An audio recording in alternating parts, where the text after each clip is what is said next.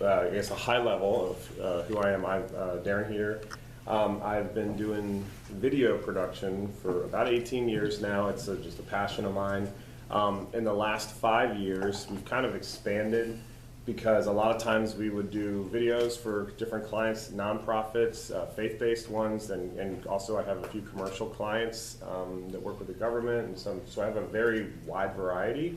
Cybersecurity, defense industry. People are like, that's kind of weird, and at the end of the day, it's not, because my passion is I love telling stories. That's kind of why it's not that I love video cameras, it's that I love stories. And then video, I feel like, is a powerful way. Obviously, we can write them or we can do it through photography. But a passion of mine is that, and that's really kind of the nucleus of my company. And so I love getting to know new clients. I don't have a ton. You know, some marketing agencies have like 50 clients and they got tons of people. I don't. I'm more of a boutique. I have a handful because I like working personally with them. And again, it's all about the story. And with that, we kind of changed from DMH video production to visual productions because it's really expanded. I have a handful of artists that I work with regularly doing photography as well. We've even gotten into website design and strategy with that. And really, at the end of the day, those all came out of needs from our clients because we would do a video for them. They'd say, oh, great, and they'll throw it on YouTube. And then a year later, we check back, and it's like, yeah, 10 hits. And that was you and your staff and your mom and your aunt and your friend. And it's not so much that it's like, oh, I want thousands of hits because, you know, you get thousands of hits and now you've made it, you're gone viral. It's really about getting the story out there and having it be effective. So about 5 years ago, we kind of crossed over into not just telling stories well, which we've been doing, like I said, for about 18 years, but what's a strategy behind the story to make it a win-win both ways, that it's a powerful story, but we can also do it in a way that we can get the word out there. It can inspire people to learn more about an organization. And then how do we have a strategy to back it, to, you know, maybe put some funds behind it and place it in the right place so that the right people will see it. I'm pretty convinced that, you know, there's a lot of things out there that say, oh, you got to keep it 30 seconds here, oh, you got to keep it, you know, whatever. And I don't really buy a lot of that. Most of the stories I tell are not like trying to sell some new widget to millennials or whatever, where maybe some of that's true. A lot of it, I find, is that if you find the right story with the right audience, the video can be 2 or 3 minutes, and you just found the right person. And if it's something inspiring, they're going to watch it. You know, we have tons of time on our hands. They're saying people are on social and mobile now for up to 3, 4, 5 hours a day. So it's not that it has to be small. You know, it just has to be the right story with the right person. And so, having said all that, I think this grant is actually beautiful because it's not really just a marketing grant. You know, we're not just making an ad that says Four Rivers Heritage, right? We're actually getting the money to actually fund what I think is really exciting. Where, you know, even if not a single person, you know, watched the ad, we're actually getting the money to go around and document stories that should be preserved, right? Just like we're preserving landmarks and watersheds and things here, we're now going to get to preserve these stories, you know? So that's the first thing that's exciting to me, is that we're going to get to go around, and we got about 8 stories that should be told, should be preserved. We already did the one kind of test one, so to speak, which was awesome. It was a very attractive young woman named Gertrude that donated her time to be our first story. And I mean, it was phenomenal. And just doing it, I mean, we were there, we shot for a couple hours. I was, you know, in tears for part of it, just hearing part of her story about how she self-volunteered before it was required to integrate Southern High School. I drive by Southern High School all the time. My best friend's son and daughter go to Southern High School. And I'm literally sitting, you know, a few spots down from someone wasn't required to integrate, but she literally on her own said, I'm going to be the second class to go and integrate a school. I mean, that's like crazy to me, you know? That's my lifetime. That's real. And all the, you know, the hardships that was for her to do that. And as a young woman, I mean, what were you, 12 years old at the time, 13, when you decided to do that? I was like, did your parents make you? She's like, no, I just did it. I was inspired by Dr. Martin Luther King, and I'm like, this is amazing. She's right here. She's right at the Heritage Center right down the road. So to me, you know, that's amazing. That's like, there's 8 more stories like Gertrude's around right here that we've got to capture. You know, now you're going to be alive for a long time. I know that. But the thing that, before my grandmother, it was like kind of morbid, but, my grandma grew up on a dairy in Eureka Springs, Arkansas, and I'm like videotaping her, asking her all these questions, before she passed away. And I feel like that's the thing with the human story. We can preserve, we can rebuild a building, we can keep it alive. But the human story told by the person and, that happened to them, we've got to capture these before they pass away. Because then once we have it in that form, then we can tell that story. I mean, you can read about it, but there's something powerful about a person telling their own story in their own words. So that's the exciting thing. The extra bonus is that, it's for marketing, right? So it's a win-win, because a lot of times you do these marketing campaigns, and hopefully you get 2 or 3 years out of them. We did the marketing campaign for Visit Annapolis, and it's amazing. It's like going on 4 years, they're still using our same work, which is like unheard of in marketing. But that shows you that it's timeless, that when you can still play a video for Visit Annapolis 4 years later.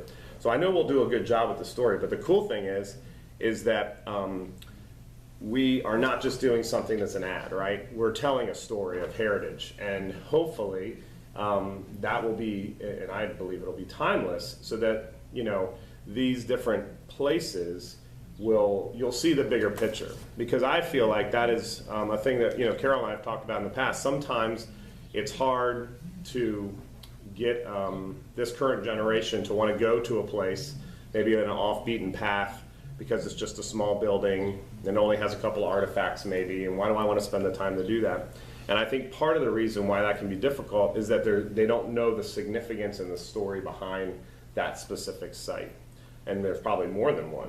But if we can go and maybe tell 8 in different areas that have different backgrounds, different cultures happening to men and women and some African American and white and just whatever it may be, to try to have a variety of stories, I believe that can really be a launching point to get people more interested in the Four Rivers Heritage Area, to want to go to the sites and see them, to investigate the website, and then kind of go from there, because the way that we've designed the Four Rivers Heritage website, it really is a springboard to learn about all the other things to do and all the other sites that are out there, not just, oh, hey, Four Rivers Heritage. So it'll be a win-win, that we can capture these powerful stories that need to be told, and at the same time, because it is a marketing grant, it's great. We have the funds. We've dedicated a significant part of the grant to go ahead and market that.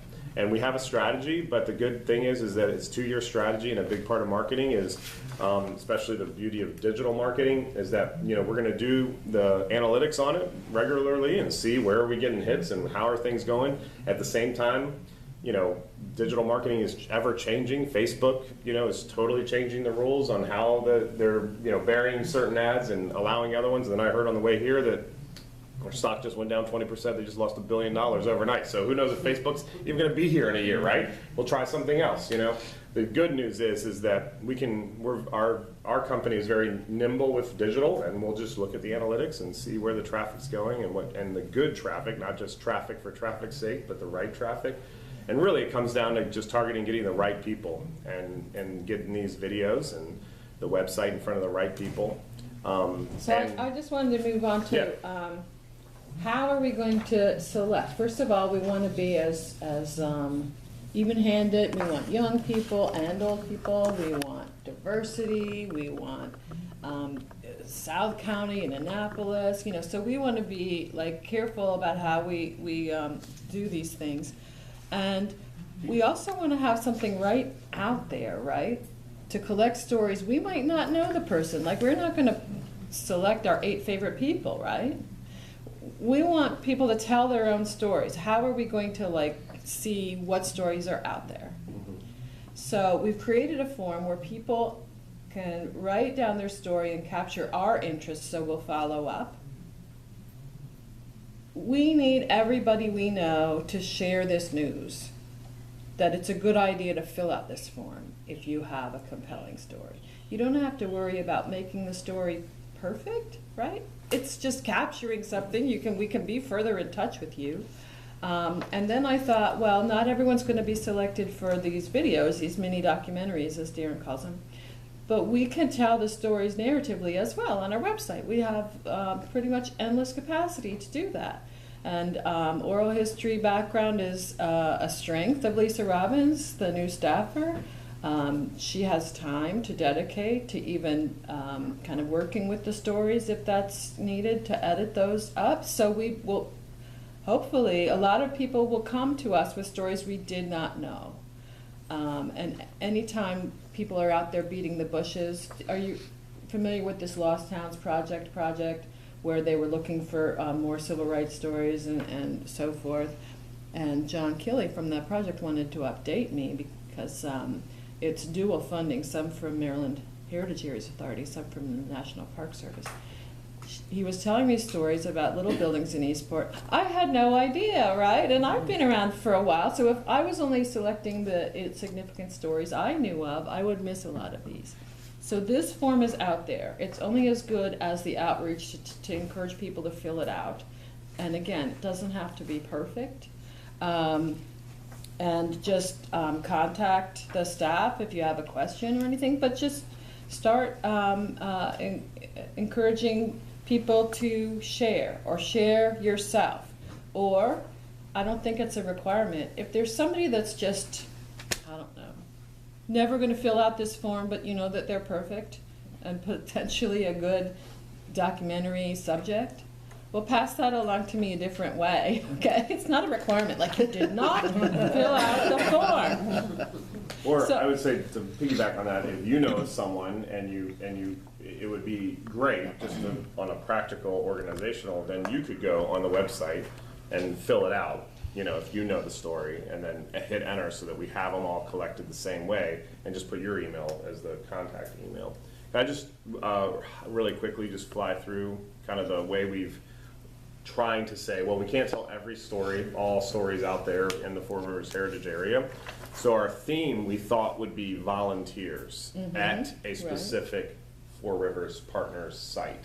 So that's where we'll start the pigeonhole filter of going to every story in all of the Chesapeake watershed down to the, and why volunteers? So the reason why we said volunteers is because already they're passionate about a specific Four Rivers site because they wouldn't be volunteering their time to, obviously not paid, most likely, to do that. And so there's already some kind of nugget there, most likely, that there's a story behind why are you here and helping, and why are you passionate about this specific site. So that's how we want to start the funnel. So now you can take all the people you know and think about people at the Four Rivers site. So if you look on this form, obviously it's first name, last name, email. There's themes that they would be around. That could be more than one. It could be African American heritage as well as preservation and arts and culture. I mean, it could be multiple themes. So it doesn't have to be pigeonholed in one and only theme. As you can see that, you could check that. But the second one, which we would like, even if they volunteer at a lot of different sites, as you see, what site is this story from, or where do you volunteer? That's a drop down, obviously you can't see on the paper, that it has all the sites that are basically on the Four Rivers site. So we would, just for practical sake, this isn't going to be a half-hour documentary on their life. It's going to be a 2 to 3 minute video on a very specific thing.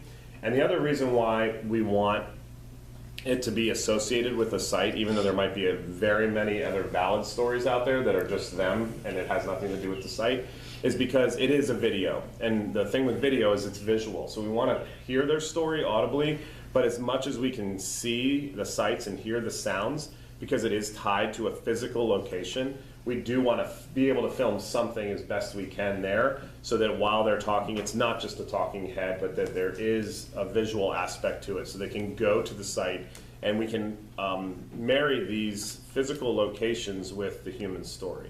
So again, you know, people could push back, but again, we're thinking there's going to be so many stories, we need to put some parameters around it. So Gertrude is a great example. She's fought really, really hard to keep that small schoolhouse open and preserved, and they went painstakingly and painted it the original color, and they tried to get glass in the windows. So they really took time to physically craft that building to be as much as like that little schoolhouse. But what's the powerful story behind it? Well, she was sitting in that house, and that was a huge part of her going in her journey to go to Southern High School, was all the backstory of what happened in that little one-room schoolhouse where she would share a desk with someone, and they have the pictures still of back then. So as much as we can still tell that, that will be a parameter, will also help us decipher, you know, hey, is this a powerful story, but we literally, you know, no visuals and there's no sight, versus this powerful story, and oh wow, we could go there and it's in South County and it's, you know, whatever, and we can complement that with something else that's maybe in downtown Annapolis, and then we can get a diversity of stories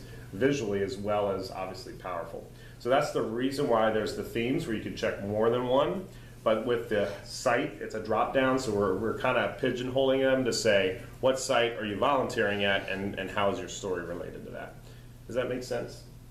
Anyone So have I any? added the little line that if there's more than one, that can be part of your story box. Right. Darren's an optimist, but I think, you know, we're gonna have to work with these people till we know, you know, who's the best candidate for that, and maybe draw out their story a little more. I too am very excited, but outreach about the project is gonna be key. Yeah. Thank you, Darren. Yeah, thank you. Thank you for letting us be a part of it. I'm super pumped for this, and I think having this one containment unit kind of to get everything to will help that us, you know, push it out. It'll be very easy to just put this link in an email or talk to someone, and like I said, you feel like they're maybe older and they don't have an internet connection, because my grandma didn't. Then that's just a half-hour conversation with them, and then you fill it out for us, kind of thing, and still have that one bucket, and then we'll be sitting regularly to kind of do them in rounds. Most likely, again, back to the strategy is that we'll maybe film 2 or 3 at a time, and not on one day, but just kind of in a time period. We'll also want to hold that intention of getting some done between now and, say, October, because some of the sites that are outside, obviously, as October, it'll be beautiful, but then as you get to November, December, all the leaves are off the trees and the sites can look dead, and we don't want to do that. So we do want to try to get some done now. So there's a little urgency, too, trying to find some of them that are outdoors to do sooner rather than later. And then we'll produce those pieces and then also market them or push them out there in several month periods and see how it is, and we'll release one at a time, kind of a trickle effect over the course of 2 years, and we'll adjust that strategy as needed. And if any of you have any thoughts on that, we have thought through it and we've got a good plan, but like I said, the beauty of digital is that we can adjust it and go with the fly. So, and I'm not, I'm always open for thoughts or adjustments as we need to. So. As you can see, we have a great consultant. We have the rest of our meeting we have to get to. Yep, absolutely. So I'm going to